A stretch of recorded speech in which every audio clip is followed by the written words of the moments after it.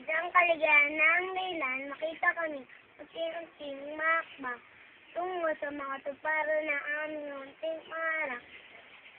Sa mga oras na ito, habang pinagmamasdan ko po kayo, mga minamahal naming magulang, habang nagawa sa inyong mga mukha, hindi matatawarang ng ngiti, ay lagi ako nagpapasalamat sa Diyos, sapagkat pinagkaloob kami ng mga magulang na katulad nyo. Maraming salamat po sa aming mga anak nyo. Kahit medyo makulit, kahit ay batalas, pasaway, naririyan pa rin kayo. May mamahal at kumakalinga pa rin sa amin.